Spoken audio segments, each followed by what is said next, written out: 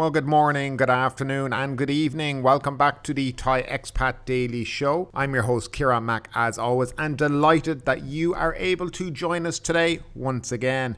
Now, before we do get into the show, we get the old housework done. First of all, don't forget to like this video, subscribe to the channel if you already haven't, and give us an old share on social media if you can.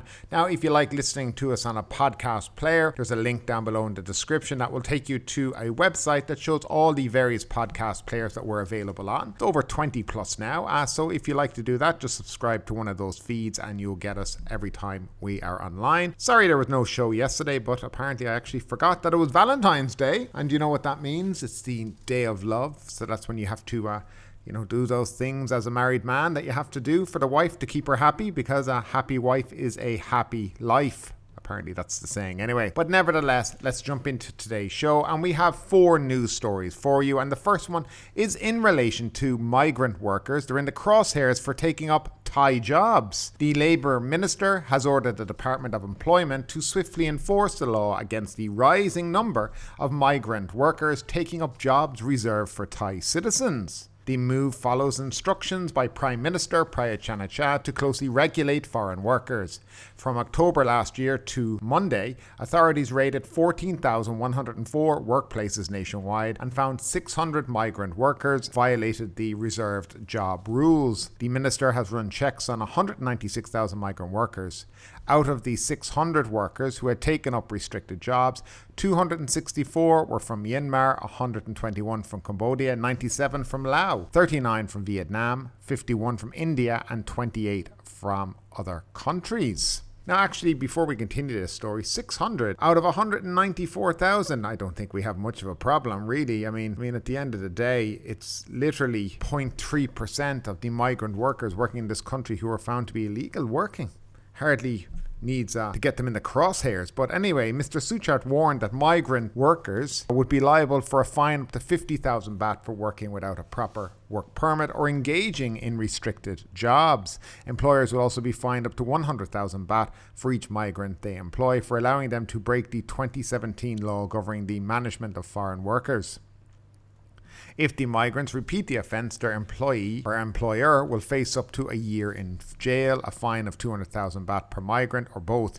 They will also be liable for a 3-year suspension from employing migrant workers, Mr. Suchart also said. The Employment Department Director General said a ministerial announcement clearly stipulates that migrant workers are prohibited from working in a long list of jobs reserved for Thai citizens, such as being a public transport driver, wood carver, or barber. Under the labour-related Memorandum of Understanding, migrants are limited to doing only 2 kinds of jobs, namely menial work and selling goods at stores, to ensure there is no job scarcity for Thais. Most restricted jobs taken up by migrant workers were street vending, hairdressing, public transport jobs, and traditional massage, he said. Last week, immigration police arrested 11 people from Myanmar for illegally selling roti and kebabs on the popular Khao San Road, a source in the Immigration Bureau Division said. So apparently, yes, a big crackdown needs to be had, because they found 0.3% of migrant workers in the country were actually illegally working. Again, this sometimes takes away from the fact, or maybe, I don't know, it's just trying to throw smoke up into the fact that maybe they need more migrant workers in the country, because it looks to me that there's an awful lot of jobs in this country that are currently available where Thais are not working at the moment. I'm not exactly sure the reasons behind that. Sometimes it's salary, sometimes it's jobs they just don't want to do. And the long list of jobs that Thai people apparently are the long list of jobs that are prohibited, right? I think they may need to have a look through these again and start to think, are Thais willing to do these jobs? And if they're not, then it's time to start employing migrant workers to do them if they're not going to. And also pay them a proper living wage, the same as a Thai person would get. And also proper legal rights when they're here in the country, which is another issue I think that, is not being stressed enough over and over again. But nevertheless, I don't think it's a big problem here in Thailand. Mainly, I see migrant workers where I live, mainly in construction, because many of the foremen who I've spoken to many times have told me there are no Thai people to do construction work here in this country. But yet a huge population of people, but nobody willing to do it anymore. Nevertheless, we will move on. And there is no room to sway senators. And this is a story coming out of the Bangkok Post. Prayut says future as PM not in his hands. Prime Minister Prayut Chan-o-cha on Tuesday insisted that he is in no position to influence the Senate to endorse him to carry on as PM after the next election.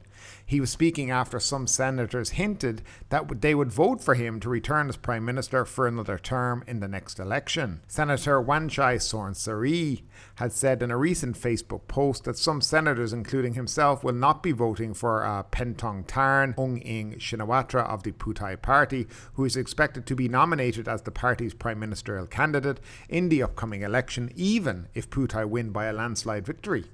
General Prayut said on Tuesday, I cannot control the Senate. Senators have their own personal opinions. Senator Siri has also said most senators have agreed that they will vote in the same way, not only for General Prayut and General Prawit. Others will also stand a chance of becoming Prime Minister.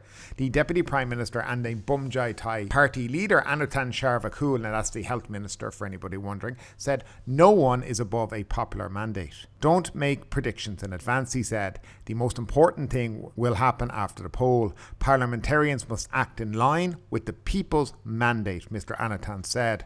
The Pheu leader said on Monday that Mr. Wanchai's comments violates the rights and freedoms of those who support Pheu and Miss Pentong Tarn. However, the party does respect the Senate as a whole and still believes the Senate will respect the voice of Pheu voters, which would help the party win more than 250 seats in the House, he said. Mr. Wanchai remarked over the weekend simply was an opinion of an individual senator. Should not be generalised as the opinion of all senators, he said. The Constitution gives the Senate and MPs roles in co-electing a prime ministerial candidate in Parliament. After the 2019 general election, the coup appointed 250 senators overwhelmingly voted for General Prayut, who was nominated by the Palang Pracharath Party as Prime Minister. General Prayut is now Prime Ministerial candidate for the United Thai Nation Party, while the PPRP has decided to nominate its party leader and Deputy Prime Minister Prayut Wongsuwan as its Prime Ministerial candidate. So that is in essence what is going on with the future upcoming election. So how do we kind of unwrap this? So firstly, the Senate has a huge role in electing the Prime Minister here in the country.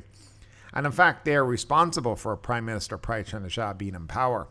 Now, these 250 strong Senate that's elected is basically made up as a majority of handpicked by the former military junta and current Prime Minister. Basically, they're all generals or people that are on their side. Now, what this one senator has said, I would be quite worried in some ways, because I would say it like this. His opinion would probably be the opinion of the 250 Senate leaders or senators who have been put there, not elected or anything. They're there based on, their loyalty to the army, the king and the government. And that's really it. The idea that if Pheu won a landslide victory and their leader then was not nominated or not confirmed as the prime ministerial candidate or as the prime minister by this group, I think would be a shocking ignorance of democracy and would show you really and truly what this government has set up and kind of how they stacked it in their favour only. Now, Prayut has no right to be Prime Minister in the next election. His whole party, and based upon something I read very recently, the party that he joined, right, have no policies. They're running on patriotism. That literally is it. Now, if you want to follow, there's a very good CNA reporter, a Thai gentleman, I forget his name right now, but he put it down like this: is his party have no policies yet. They've announced nothing. All they're running on is patriotism. So why would he be elected? Why would he even be running if he's with a party that couldn't even get enough seats to form a government? This is why I'm very suspicious of what is going to happen in the next election. But put it like this. Is this kind of being set up so that he will be nominated and confirmed by this Senate as the next Prime Minister, and shunning the vote maybe of a landslide victory for the Pheu Party? What would that do to the country as a whole? Is this a plan for the army yet again to take over? I doubt that if you're a Pheu supporter and you see that they've won the election by a landslide, and then suddenly these guys who've been put in by the old army and the current regime saying, no, we're not going to vote for that candidate to be Prime Minister. No way in hell. We'll vote for somebody else, but not her. They'll be on the streets. And I think we'll be back in the same situation as we were back in 2014, the army coming in to take over again, and a repeat of the last 5, 6, 7, 8 years. I just don't understand how it's going to happen that these guys are going to vote for her and put her in as Prime Minister. It just doesn't seem, it would be against everything they believe in. But, yet again, hard to say this, but Anatan Charvakul, our Mr. Health Minister, he has got a very good point. And what he says is very, very, is true. No one is above a popular mandate. So if the parties, the people of the country, elect Putai overwhelmingly, then these senators have to respect the vote of the people. And it would be very interesting to see if they actually do that or not. But also, if they don't, what will be the repercussions for this country? I would be also very worried as well, because the last thing Thailand really needs is more political upheaval. We've already, had that in 2014, yes, whenever the last coup was. And then we had a number of years where things weren't great here in the country. Things started to get a little bit better. Then we had COVID, and now we're kind of in that recovery stage. And I think the last thing this country needs is more political turmoil. It's hard to see something positive coming in the future from all this, because I just don't see it right now. But that's just my opinion as always. And if you listen or read about Thai politics, you can understand the venom between the red and the yellow shirts, and this whole kind of strange hatred between them both. But nevertheless, that is what's going on right here in Thailand. Now, moving along to the next story of the day. And yes, the tourist entry fee has been confirmed. After nearly 2 years of talking about it, the cabinet has approved the 300 baht fee for air arrivals and 150 baht for others starting in June. But we'll get to the others in a second. The cabinet on Tuesday endorsed entry fees for international arrivals of 150 and 300 baht to start in June, except for one-day visitors, according to the Tourism and Sports Minister. Piyapat Ratchapakarn said the 300 baht would apply to visitors who arrive by air, and the 150 baht fee was for those entering the country via water and land transport. The fee was cheaper for those arriving by water and land because they were likely to stay in the country for only a few days, the minister said. Visitors who did not stay overnight would be exempted from the fee. The government expects to collect 3.9 billion baht in fees this year, and part of the sum will be used to provide health and accident coverage for tourists during their stay in the country. The entry fee will support care for tourists. From 2017 to 2019, foreign tourists used services at public hospitals, and that cost the state as much as 300 to 400 million, Mr. Piyapat said. The entry fee, widely criticised by the local tourism industry, comes as the country is witnessing a rapid upturn in arrivals that has gained momentum with the abolition of pandemic-era curbs and China's move to end its zero-COVID policy. Foreign tourist arrivals may reach as high as 30 million this year, almost tripling from 11.2 million last year, according to some estimates. Arrivals in pre-pandemic 2019 were at a record high 40 million. Authorities have considered an entry fee for foreign travellers, but its imposition was delayed by the pandemic. As part of the fee will also help fund the development of local tourist attractions, Mr. Piyapat said. The levy will be added to air ticket prices, while the method of collection from entry by land has yet to be determined. Wuttachai Luang Amalanat, managing director of Siam Park City, the operator of Siam Amazing Park in Bangkok, said he welcomed the move, but added that the collection of the fees and strict control of its use must be ensured to avoid any problems that may arise in the future. So the 300 baht will start June 1. It says it's going to be applied on your ticket. So I don't know how they're going to differentiate between a Thai citizen, a tourist. Work permit holders are exempt from paying it as well. So I don't know how they plan to do this. It'll be really interesting to see exactly how it's going to be done. Now, there was talk before or during the pandemic that as you're booking, and if you're booking to Thailand, before you would get to the final payment, you'd be taken to a website, paid a fee, and then you'd be brought back to, let's say, Emirates, for example, and finish out your checkout, confirming that you have paid the fee. I'm not 100% sure how it's going to work. It seems to me still very messy. 300 baht, in fairness, with the way ticket prices are at the moment, won't be noticed that much. I mean, they're up and down like a yo-yo every day. Now, as I plan to take a holiday this year and go back to Ireland for a couple of weeks, I'll be monitoring the air prices, and literally they're up and down by a couple of thousand baht every day. I mean, you couldn't keep track of them most days. So yeah, would I notice 300 baht on the end of my ticket? Probably not. Will it affect me and cause me to decide not to go and come back again? Absolutely not. And I think that would be the same for many, many people. I mean, lots of countries have tourist fees and you don't know about it half the time, you know. I always find out that Ireland has all these different kind of things, you know, after I've complained about Thailand doing it, and discover they actually do a lot of the same thing too. And I'm not just talking about tourist fees, but, you know, other kind of visa things and stuff like that. So in essence, I don't think it's going to be a huge imposition to anybody. I don't think anybody's going to go, I'm not going to Thailand because I have to pay 300 baht entry to get into the country.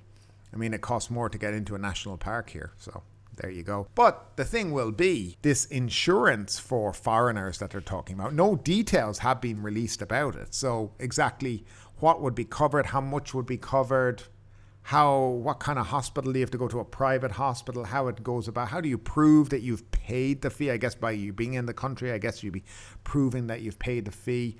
I'm not really sure. It sounds like it's a bit of, and then of course the rest of the money would be going towards the sustainability, building, they say, disabled toilets at national parks and all this other kind of thing, and upgrading tourist attractions and stuff like this. But then I think, will they really spend the money on that? We've just had the scandal where the chief of the national parks in Thailand was sacked for basically, you know, funneling all this money from the national parks into his own pocket. And actually, he got caught because basically he didn't funnel enough. He didn't divide out the corrupt money amongst his staff, and one of them dobbed him in basically, and that's what happened to him. So, you know, when you hear about there's two price Thailand, where there's one price for Thais and one price for foreigners. Well, let me tell you, the price for the foreigners seems to have been going into the pockets of the fat cats. And that's exactly what's been happening. So my fear, of course, would be, and I think the fear of obviously tourist operators here in the country would be that this money is going to just disappear and never make it to where it has to be. I mean, a bit like, let's talk about quickly, Turkey, for example. Turkey has a earthquake fee that goes on the end, is on their mobile phone bills. And this money is meant to be in, like, you know, in case there's an earthquake, a devastation, you know, a tragedy, that this money can be used to help during this time. But, you know, they've had these horrendous earthquakes in Turkey last week, and now everybody's asking, where's that money? And it doesn't seem to really exist. So I think Thailand doesn't want to get into that kind of situation either. It needs to be transparent what it's being built, what the money is being used for.